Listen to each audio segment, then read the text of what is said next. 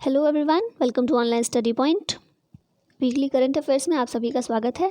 26 अप्रैल से लेकर 2 मई ये पूरा वीक था इस बार का। तो इस पूरे वीक में आपने जो भी करंट अफेयर्स पढ़े हैं उन सभी को रिवाइज़ कर लेते हैं। और जैसा मैं हमेशा कहती हूँ, टेस्ट की तरह लीजिएगा और स्कोर भी लास्ट में ज़रूर बताइएगा। और हम अप्रैल महीने के करंट अफेयर्स को भी कर चुके हैं, तो अगर आपने वो वीडियो अभी तक नहीं देखी है तो जाकर देख सकते हैं। और शुरुआत करने से पहले अगर अभी तक चैनल को आपने सब्सक्राइब नहीं किया है तो कर दीजिए, और अगर वीडियो पसंद आए तो लाइक एंड शेयर भी ज़रूर कीजिएगा। चलिए शुरुआत करते हैं। पहला प्रश्न है, निम्न में से किस राज्य सरकार ने हाल ही में स्टूडेंट्स के लिए संपर्क बैठक मोबाइल ऐप लॉन्च किया है? तो ये राज्य सरकार है हरियाणा सरकार। ठीक है, और इसमें क्या होगा, स्टूडेंट्स के लिए किया है। ठीक है, संपर्क बैठक मोबाइल ऐप। तो स्टूडेंट्स के लिए वीडियोस इस ऐप में हैं, और 5th क्लास तक के जो स्टूडेंट्स हैं उनके लिए एनिमेशन वीडियो का भी इसमें इंतज़ाम किया गया है।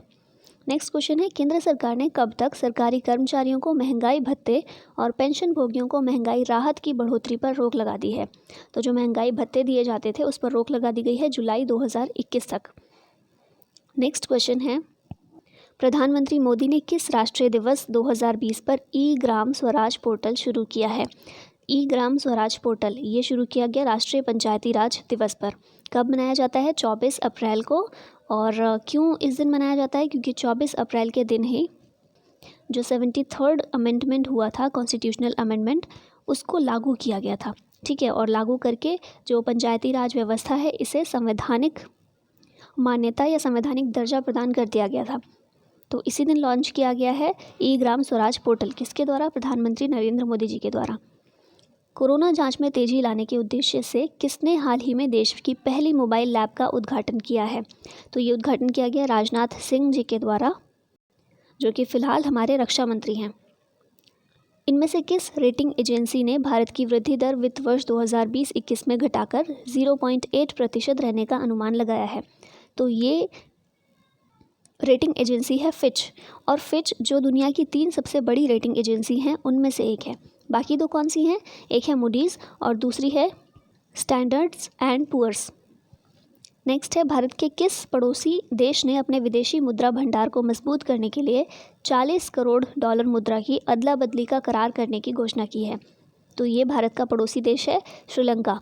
ठीक है, और अभी श्रीलंका भी कुछ देशों की तरह कोरोना वायरस से बहुत ज़्यादा प्रभावित हुआ है, इसीलिए ये कदम उठाया गया है। फिर नेक्स्ट क्वेश्चन है, औषधीय उपयोग के लिए भांग की खेती को वैध बनाने वाला पहला देश कौन है? तो ये है लेबनान। ठीक है, और किस लिए भांग की खेती को वैध बनाया गया है? औषधीय उपयोग के लिए। अभी तक ये अवैध थी लेकिन अब इसे वैध बना दिया गया है। किस राज्य के कानूनी प्राधिकरण ने वरिष्ठ नागरिकों की सेवा की शुरुआत की? तो यह है जम्मू कश्मीर, जो कि राज्य नहीं है, अब एक यूनियन टेरिटरी है, एक केंद्र शासित प्रदेश है। इसने वरिष्ठ नागरिकों की सेवा की शुरुआत की है। संपर्क दीदी ऐप किस राज्य सरकार ने लॉन्च किया है? तो लॉन्च किया गया उत्तराखंड सरकार के द्वारा। निम्न में से कौन सी कंपनी इजराइल को अपना पहला पूर्ण डिजिटल बैंक बनाने में मदद करेगी? तो ये कंपनी है टाटा कंसल्टेंसी सर्विसेज। किसे हेल्प करेगी? इजराइल को। किस लिए हेल्प करेगी? इजराइल का पहला पूर्ण डिजिटल बैंक बनाने में मदद करेगी। वित्त मंत्रालय ने 29 इंश्योरेंस कंपनियों और 9 स्टॉक और सिक्योरिटीज़ इकाइयों को केवाईसी के लिए किस डॉक्यूमेंट्स का इस्तेमाल करने की इजाज़त दे दी है? तो अभी केवाईसी के लिए आधार कार्ड का इस्तेमाल करने की इजाज़त दे दी गई है।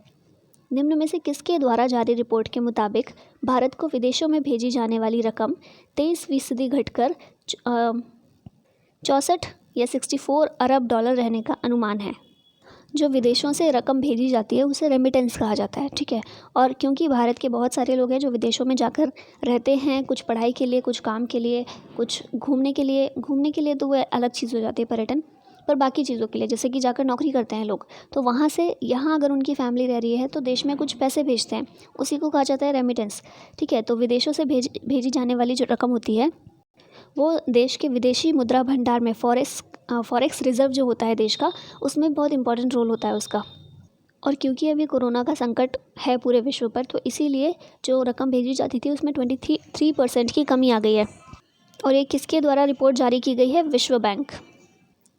नेक्स्ट क्वेश्चन है, हाल ही में किस राज्य सरकार ने कोरोना संकट में रिपोर्टिंग कर रहे पत्रकारों को 10 लाख रुपए का बीमा देने की घोषणा की है? तो ये कहा गया है हरियाणा सरकार के द्वारा। नेक्स्ट क्वेश्चन, निम्न में से किस राज्य की महिला नवप्रवर्तक डी वासिनी बाई ने अत्यधिक बाजार मूल्य वाले फूल एथेरियम की 10 किस्मों को विकसित किया है? ये महिला है केरल की, ठीक है। और अत्यधिक बाजार मूल्य वाला ये फूल है एथेरियम, इसकी 10 किस्मों को इन्होंने विकसित किया है। कहाँ की है? केरल की। इनका नाम क्या है? D Vasini by. 27 अप्रैल को इनमें से किस देश में स्वतंत्रता दिवस मनाया जाता है? ये देश है दक्षिण अफ्रीका। मानवाधिकार की दिशा में कदम उठाते हुए किस देश ने हाल ही में कोड़े मारने की सज़ा बंद कर दी है? तो ये सऊदी अरब में किया गया है। कोड़े मारने की सज़ा यहाँ पर अब तक प्रचलन में थी, लेकिन अब इसको बंद कर दिया गया है। इनमें से किस देश ने हाल ही में ग्रीनलैंड को 92 करोड़ रुपए की आर्थिक मदद देने की घोषणा की है? तो ये घोषणा की गई है अमेरिका के द्वारा, और कहा गया है कि ग्रीनलैंड को 92 करोड़ रुपए की आर्थिक मदद दी जाएगी।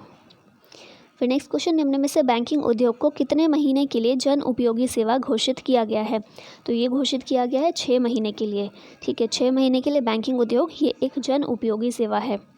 हाल ही में किस इंस्टीट्यूट ने कोविड-19 के लिए विलोकना सर्च इंजन को लॉन्च किया है? तो ये इंस्टीट्यूट कौन सा है? IITM केरला। हाल ही में किस देश ने सैन्य उपग्रह नूर को लॉन्च किया है? ये देश है ईरान। ईरान ने लॉन्च किया है सैन्य उपग्रह नूर को। हाल ही में किस राज्य सरकार ने दवाओं की होम डिलीवरी के लिए धन्वंतरी योजना को शुरू किया? धन्वंतरी योजना ये शुरू की गई असम सरकार के द्वारा। भारतीय रिजर्व बैंक ने म्यूचुअल फंड के लिए कितने करोड़ रुपए की विशेष सुविधा देने की घोषणा की है? तो ये है 50,000 करोड़ रुपए रिजर्व बैंक ने म्यूचुअल फंड के लिए 50,000 करोड़। हाल ही में किस राज्य सरकार ने नई भर्तियों पर 1 वर्ष के लिए रोक लगा दी है? तो ये सरकार भी है हरियाणा सरकार। काफ़ी कुछ क्वेश्चन हमें हरियाणा से ही देखने को मिले, हरियाणा सरकार से रिलेटेड है।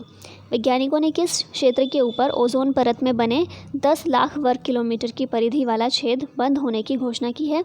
तो ये कहाँ पर था? आर्कटिक में, ठीक है। नेक्स्ट क्वेश्चन है, रिलायंस रिटेल द्वारा संचालित जियो मार्ट ने भारत के किस राज्य के कुछ जगहों पर हाल ही में WhatsApp order booking service launch की है? तो इसकी शुरुआत महाराष्ट्र की कुछ जगहों पर ही किया गया है। PCB ने क्रिकेटर उमर अकमल पर भ्रष्टाचार के आरोप में कितने वर्ष के लिए बैन लगा दिया है? तो ये 3 वर्ष के लिए बैन लगाया गया है। निम्न में से किस देश की सरकार ने नाबालिग रहते हुए जिन लोगों ने अपराध किए उन्हें अब मृत्युदंड की जगह 10 वर्ष की सज़ा देने की घोषणा की है? तो ये सरकार भी है सऊदी अरबिया, जहाँ पर कोड़े मारने की सज़ा का प्रावधान ये ख़त्म कर दिया गया है, और साथ में नाबालिग को मृत्युदंड देने की सज़ा भी बंद कर दी गई है। उसकी जगह अब 10 साल की सज़ा दी जाएगी अगर कोई नाबालिग अपराध करता है तो।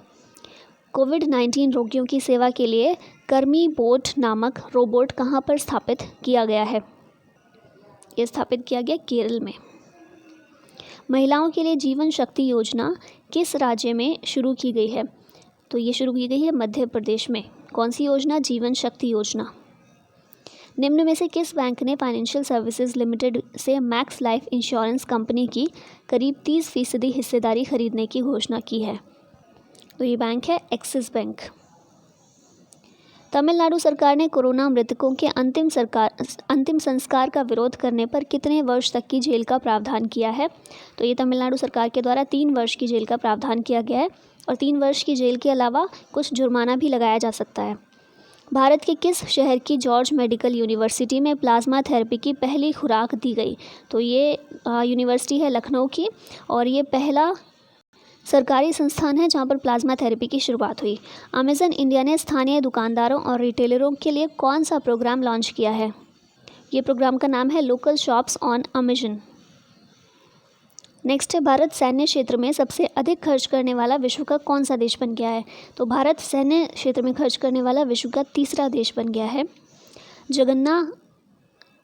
जगन्नाथ विद्या दीवान योजना किस राज्य द्वारा शुरू की गई है? इसकी शुरुआत की गई आंध्र प्रदेश सरकार के द्वारा। NTPC ने हाल ही में कितनी हाइड्रोजन ईंधन सेल आधारित बस और 10 इलेक्ट्रिक कारें लॉन्च की हैं? तो NTPC के द्वारा 10 हाइड्रोजन ईंधन सेल आधारित बस और 10 इलेक्ट्रिक कार ये लॉन्च की गई हैं। भारतीय मूल की किस महिला को आर्थिक सहयोग और विकास संगठन में अमेरिका का अगला दूत नियुक्त किया गया है? आर्थिक सहयोग और विकास संगठन यानी कि OECD, ठीक है। और इसमें अमेरिका का अगला दूत नियुक्त किया गया मनीषा सिंह को। भारतीय मूल की हैं ये।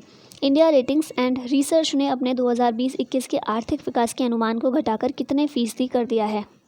ये कर दिया गया 1.9%। कोरोना वायरस से सर्वाधिक प्रभावित होने वाले टॉप 20 देशों में भारत कौन से स्थान पर है? तो भारत इसमें 16वें स्थान पर है। सबसे ज़्यादा प्रभावित कंट्रीज़ उनमें अमेरिका, इटली, स्पेन, फ्रांस और यूरोप की कई सारी कंट्रीज़ आ जाती है, ब्रिटेन भी एक है उनमें से। फिर नेक्स्ट क्वेश्चन, संयुक्त राष्ट्र संघ में किस वर्ष भारत के परमानेंट प्रतिनिधि नियुक्त किए गए सैयद अकबरुद्दीन अब रिटायर हो गए हैं? सैयद अकबरुद्दीन ये भारत के परमानेंट प्रतिनिधि थे संयुक्त राष्ट्र में, 2016 में ये नियुक्त हुए थे वहाँ पर और अभी रिटायर हो गए हैं। फिर नेक्स्ट क्वेश्चन है, ब्रिटेन ने हाल ही में अक्टूबर या इससे पहले ख़त्म हो रहे चिकित्सक और स्वास्थ्यकर्मी का वीज़ा कितने साल के लिए बढ़ाने की घोषणा की है? तो ऐसे चिकित्सक, ऐसे डॉक्टर्स या स्वास्थ्यकर्मी जो वीज़ा के आधार पर वहाँ पर रहकर अपनी सेवाएं दे रहे थे, अलग अलग कंट्रीज़ के जो लोग थे, उनका वीज़ा 1 साल के लिए बढ़ा दिया गया है। और अभी क्योंकि इमरजेंसी की सिचुएशन है, इन्हीं की सबसे ज़्यादा ज़रूरत है पूरी दुनिया को, तो इसीलिए वीज़ा 1 साल के लिए बढ़ा दिया गया है। केंद्र सरकार के कितने हज़ार करोड़ के सेंट्रल विस्टा प्रोजेक्ट पर स्टे लगाने से सुप्रीम कोर्ट ने इनकार कर दिया है? तो ये 20,000 का जो भी प्रोजेक्ट है उस पर स्टे लगाने से सुप्रीम कोर्ट ने इनकार कर दिया है। NIP टास्क फोर्स ने अंतिम रिपोर्ट में अगले कितने वर्ष में 111 लाख करोड़ रुपए का इंफ्रास्ट्रक्चर निवेश करने की घोषणा की है? NIP टास्क फोर्स यानी कि NIP मतलब national infrastructure project, no not project, it's pipeline, national infrastructure pipeline. तो इसके लिए ये जो अवसंरचना का निर्माण होगा, इसके लिए एक टास्क फोर्स गठित की गई है और इस टास्क फोर्स ने कहा है कि 111 लाख करोड़ 5 साल में निवेश किए जाएंगे। अमेरिकी सरकार ने किस कंपनी की 5 फॉरेन साइटों को ब्लैकलिस्ट कर दिया है? तो ये अमेज़न की 5 फॉरेन साइटों को ब्लैकलिस्ट कर दिया गया है। प्रसिद्ध बैंकर सुरेश एन पटेल ने किस आयोग में सतर्कता आयुक्त के रूप में शपथ ग्रहण की है? तो इन्होंने केंद्रीय सतर्कता आयोग में सतर्कता आयुक्त के रूप में शपथ ग्रहण की है। 1 मई को विश्व भर में कौन सा दिवस मनाया जाता है? तो ये मनाया जाता है विश्व श्रमिक दिवस। 2021 में प्रस्तावित विश्व बॉक्सिंग चैंपियनशिप की मेज़बानी भारत की जगह किस देश को दी गई है? हमने अप्रैल वाले जो करंट अफेयर्स किए थे मंथली के, उसमें हमने देखा था कि ये जो होने वाली थी विश्व बॉक्सिंग चैंपियनशिप, ये पहले नवंबर दिसंबर 2020 में ही होने वाली थी, इसी साल होने वाली थी, तो तब ये भारत के पास थी, इसकी मेज़बानी भारत करने वाला था। लेकिन अब इसको भी आगे के लिए पोस्टपोन कर दिया गया, 2021 में ये होगा और अब इसकी मेज़बानी दे दी गई है सर्बिया को। ठीक है, याद रखिएगा सर्बिया को। एक और चीज़, सर्बिया अलग कंट्री है, साइबेरिया अलग है। ठीक है, कई बार लोगों को कन्फ्यूजन हो जाती है इन दोनों में, सर्बिया और साइबेरिया में। साइबेरिया रूस का एक रीजन है, ठीक है, और सर्बिया एक अलग कंट्री है। तो सर्बिया को 2021 में विश्व बॉक्सिंग चैंपियनशिप की मेज़बानी दी गई है। हाल ही में किसे PNB हाउसिंग के MD और CEO नियुक्त किया गया है? तो ये हैं नीरज व्यास, जिन्हें PNB हाउसिंग के MD और CEO नियुक्त किया गया है। हाल ही में मूडीज़ ने भारत की GDP को घटाकर कितना कर दिया है? मूडीज़ ने इसको घटाकर 0.2% कर दिया है। फिच का हमने देखा था 0.8% फिच ने किया था।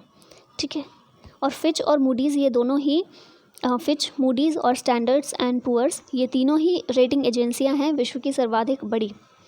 फिर नेक्स्ट क्वेश्चन है, हाल ही में, नेक्स्ट और लास्ट क्वेश्चन भी है, हाल ही में ब्रिक्स देशों की बैठक में भारत का प्रतिनिधित्व किसने किया?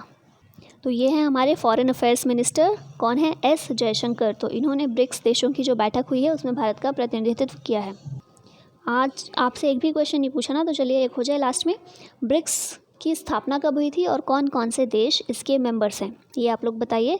और इसी के साथ हमारी आज की वीडियो ख़त्म होती है। Thank you so much for watching this. जय हिंद।